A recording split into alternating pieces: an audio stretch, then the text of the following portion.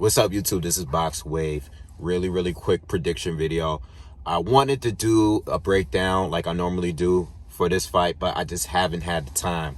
All right, but the fight is today, and I do want to make a quick video about it and get it out there before the fight starts, because it's a pretty good fight, and we just haven't had, I noticed that a lot of people are not talking about it because of all of the boxing news and rumors that's been coming out this way. We've been getting a lot of information, a lot of exhibition fights, a lot of potential big matchups, pay-per-views, and all of that stuff coming up. So all of that stuff kind of overshadowed this fight. But this is a pretty solid matchup. And I actually think it's going to be a good fight because it's a very important fight for both fighters. I think the loser here might definitely retire. All right, and it's a really big fight for both because with Jamel Herring, this is probably the biggest name that he's fighting. I think as far as talent overall, Carl Frampton is by far the most talented, most accomplished boxer that Jamel Herring has faced.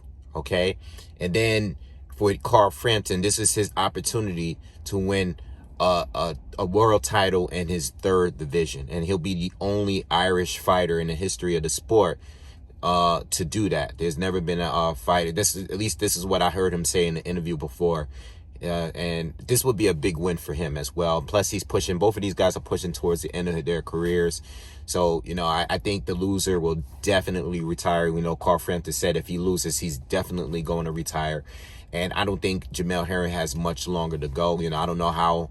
I mean, he would like a fight like this because it's a good name to have on his belt, even though Frampton is not really that accomplished at 130. Now, let's talk about it. Now, look, overall, and this is no disrespect to Jamel Herring, I think that Frampton is a better talent overall. And I think what makes this fight very debatable is the fact that not only is Carl past his prime a little bit, but he's also much smaller. Okay, this is a guy that was fighting at 122 for a while, 126. And not only that, but Carl is kind of small even at 126. He's never really been a big guy. He's not tall. He's very short. He doesn't have long arms. All right, so a lot of his fights was based on, it was really based on talent and his IQ and his power and his explosiveness really carried him in fights. But he boxes well, and I think he is the better boxer between the two.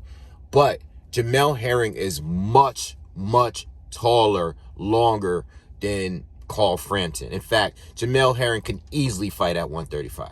Okay, he can easily fight there. So Carl is much smaller than him, and Carl is not in his prime at this moment. So I think that's what makes this fight very competitive. I think Jamel Herring, if this was a pound for pound talent debate fight, if Jamel Herring was fighting Carl Frampton and they both were at 122 or even maybe 126, I would probably give it to Carl. But right now what makes this fight so intriguing is the fact that Jamel Herring is much larger than Carl, is much more seasoned at the division, and that's what makes this fight really competitive. Now that's the thing. The way I see it, Jamel Herring, at his worst days, in his worst fights, his worst performances, his losses, and fights like the Okendo fight, the way to beat him is to pressure him, get on the inside, outwork him, bully him on the inside. He can hold his own on the inside. He can definitely can. But when he lost to Shafikov, fights like that where he lost, even the recent Okendo fight where the guy was kind of roughing him up, fighting a little dirty on the inside, that's just not Herring's strength. Herring can move well. He has a great jab. He has a nice 1-2. He works behind the jab. He controls the distance extremely well because he's taller than most. He's longer than most. at 130. So he knows how to do that extremely well. Carl, on the other hand, usually is force. He's usually the guy that is explosive, has to get on the inside, work his combinations, go to the body. He counter punches. You know, he's one of those type of guys. He can fight on the outside extremely well, but it was much easier to do it back then when he was fighting guys like Scott Quigg, Kiko Martinez, all those fights from back in the day. And I used to cover his fights back in the day too. So I'm very familiar with him. Even against Leo Santa Cruz, you know, he was able to outbox Leo. In the second fight, Leo really stepped it up in the second fight, used his, you know, range and controlled the distance better, worked behind the jab better. I mean, he definitely made Leo a better fighter after that rematch. But Leo was another guy that can hold his own and trade and exchange on the inside, which Carl can do very well, and he would need to do in order to win this fight. If Carl was going to win this fight, he really needs to make it his fight. He needs to really be explosive. He needs to work the body. He needs to get in and attack Jamel Herring. You have to attack Jamel Herring. You can't fight the fight like Lamont Roach, where it's basically a boxing match and it's more about, you know, counter punching and setting up shots. Yes, you do that too, but you do that and you work and you get in and you work and you know, you gotta attack this dude. Like Carl Frampton has to do what Josh Warrington did to him.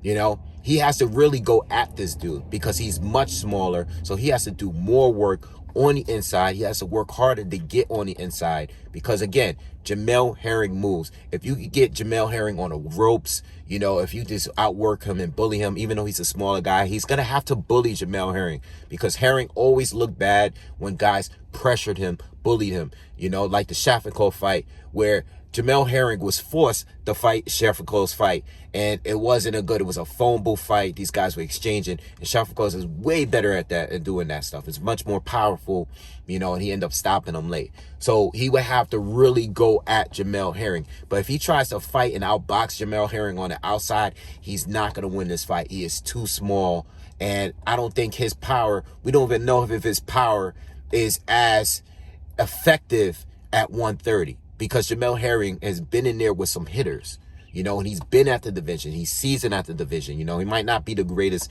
talent. And this is what I'm saying. Carl Frampton overall is more accomplished, more talented, been in there with better fighters, but it's about size. And this is what divisions are there for.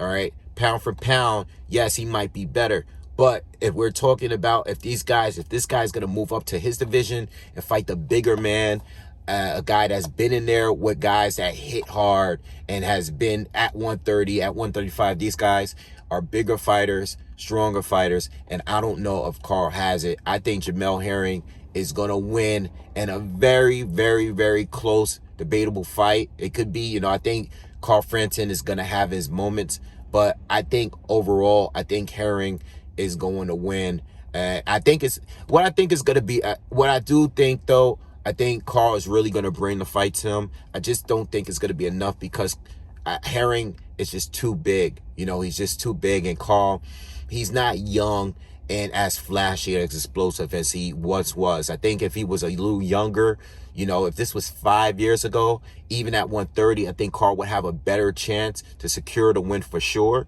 But right now, at this point of his career, I don't know if it's going to be enough. You know, I can definitely see him winning rounds and having his moments, but I'm not sure if he's going to be Jamel Herring at this stage of his career. At this stage, Herring's just too big, but I also believe that Herring, as far as the other champions in the division, I think, you know, I think Carl has a decent chance of beating him.